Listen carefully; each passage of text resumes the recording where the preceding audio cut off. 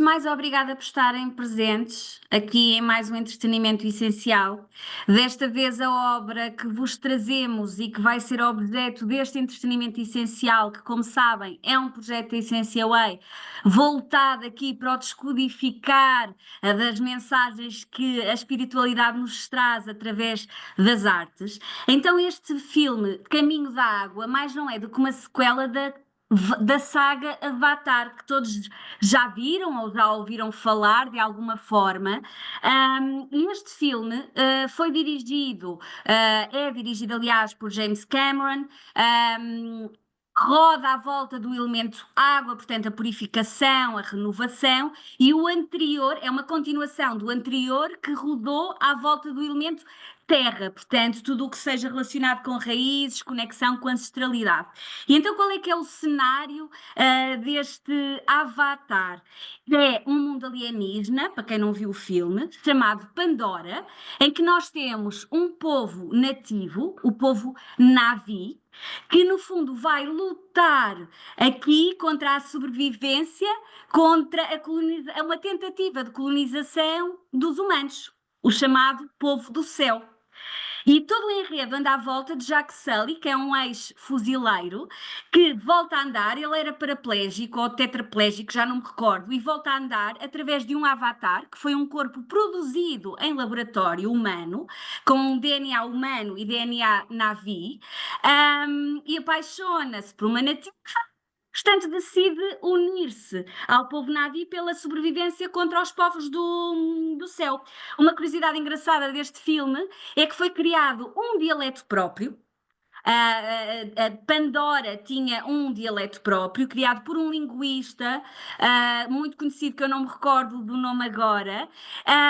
E o engraçado é que todo o filme anda à volta de uma mensagem muito forte de que existe uma energia universal, que os seres estão todos interligados, que há uma grande conexão com a natureza, e tanto este como o filme anterior trazem ensinamentos relacionados com compaixão, respeito, amor ao próximo, que, como vocês sabem, são essenciais para a nossa evolução espiritual. Eu não sei se alguém quer dizer alguma coisa, senão passaríamos às primeiras cenas e depois abríamos aqui o fórum para discussão. Ninguém quer dizer nada? Sola ogni porta daqui. Uma conta para quando adotamos nossa filha, Kiri, que nasceu da Avatar da Grease. Uma filha cuja concepção era um grande mistério.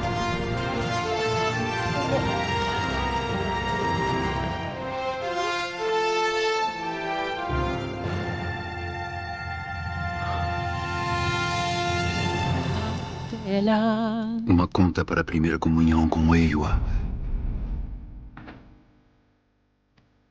O povo diz que nós vivemos em Eywa e que Eywa vive em nós. A grande mãe guarda todos os filhos no coração.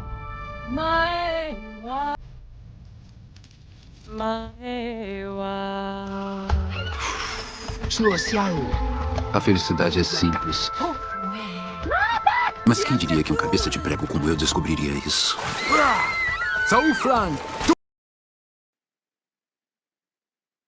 Olá. Vamos falar hoje de Avatar, grande filme que lotou cinemas no mundo inteiro, numa época quando foi lançado há muitos anos atrás, onde as pessoas não falavam e poucos estudavam os intergalácticos. Os intergalácticos ou o mundo UFO, né?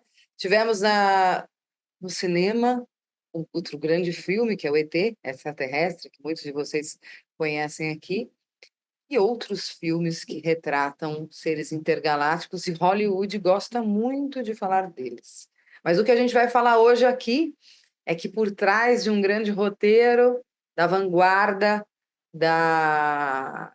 do cinema, trazendo Avatar para o mundo, muito diferente do que quando veio o ET e outros filmes, a gente tem contato com civilizações obviamente, numa forma de arte. O filme é uma obra de arte, né? Arte influenciada pela espiritualidade, que é isso que a gente faz aqui no Entretenimento Essencial. Então, a espiritualidade acredita que naquele momento da Terra, quando foi lançado o filme Avatar, era necessário a humanidade se aprofundar um pouco mais sobre os intergalácticos. E aí intui seus mensageiros, os grandes médiums, os produtores, diretores, para criarem roteiros de filmes que refletem civilizações de outros planetas, ou seja, de outras moradas do Pai. Ou você acha que só existe a Terra e somente os seres humanos? Nada disso. A gente tem muitos e muitos planetas, e nesses planetas eles são habitáveis. O homem não conseguiu ainda chegar até um planeta habitável, ou se conseguiu chegar, não tinha a visão suficiente para identificar os seres dali. Então, isso é muito interessante que vocês entendam de que existe um grande movimento da espiritualidade em tornar mais natural, palpável, lúdico os seres intergalácticos, ou seja, os ETs, ou seres de outros planetas aqui na Terra. Porque existe muita coisa de ficção científica que deixa eles muito estereotipados. O Avatar não deixa de ser um filme que tem uma linha da natureza, vários elementos que mostram um pouco da humanização, né? Então, a gente tem os seres avatares, que têm a sua característica, mas tem o nariz, tem mãos, né? Braços longos, que muitas vezes não acontece em alguns planetas, mas isso são filmes e obras artísticas que chegarão ao longo dos anos. Tá? Então a gente tem aí nessa cena, e eu quero que a gente fale disso hoje, vamos raciocinar o fenômeno do nascimento, que é diferente em cada planeta. Ok? Então a gente tem a criogenia, o fenômeno de nascimento, quanto tempo se dá? Aqui na Terra são 9 meses. Precisa de um ato sexual. Precisa de um óvulo, de um espermatozoide, precisa de uma energia quântica que ali se dá entre de física quântica, né? Para que os átomos do espermatozoide e do óvulo se encontrem, além de toda a parte espiritual para o renascimento na Terra. Como se dá isso no plano, nos outros mundos, né? Ali estava tendo na água, né? Então, a gente tem uma série de planetas, cada um com a sua identificação. E a gente também tem um ser que não é da tribo deles, que é um infiltrado. E aí, mais ao longo do programa hoje, nós vamos falar sobre abdução, sobre pessoas abduzidas, como os intergalácticos estão, sim, presentes na Terra, não somente em naves que ficam no céu. Eles estão, sim, aterrissando suas naves, entrando em contato há muitos anos com pessoas, abduzindo pessoas, e vocês têm que ter consciência que existem seres intergalácticos da luz e da treva. Nem todos os ETs são ruins, nem todos têm uma má índole, nem todos vêm até a Terra para extrair minérios, raptar pessoas, nada disso. Maioria dos extraterrestres ou intergalácticos, como eu costumo dizer hoje, eles trabalham muito na cura espiritual. Então, a gente tem falanges e falanges de espíritos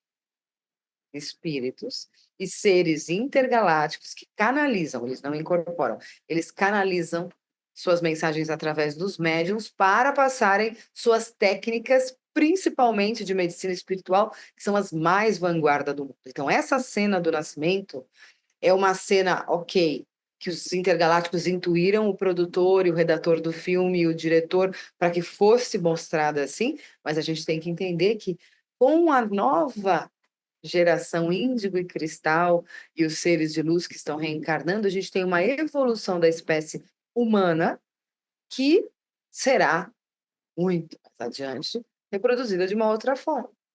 Nem todos os seres intergalácticos têm fome, nem todos os seres intergalácticos se relacionam sexualmente como nós nos relacionamos na Terra. O intestino é diferente, o tamanho da cabeça e do cérebro é diferente. Mas uma das coisas que a gente vai falar que é muito, muito importante, e eu vou ler aqui um texto, é que eles louvam e saúdam Euá. Aí existe uma coisa que já é presente na Terra, poucos estudam, e eu quero que vocês estudem. Mas lembra de uma canção que a gente costuma cantar sempre, do grupo Somos Luau? Sou de Nanã, Euá, Euá, Euá, e. Essa Euá é a mesma Euá do filme Avatar. Uma conta para a primeira comunhão com Eiwa. O povo diz que nós vivemos em Eiwa e que Eiwa vive em nós. A grande mãe guarda todos os filhos no coração. Euá é um orixá na Umbanda. Mas eu vou ler para você o que significa Euá. O orixá Euá é conhecida por ser um símbolo de beleza e sensualidade.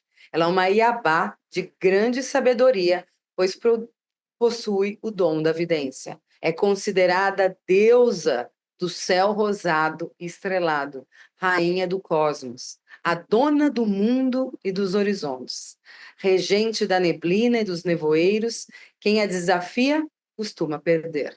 Mas quem está disposto a ver além das brumas poderá se guiar por sua intuição e vidência.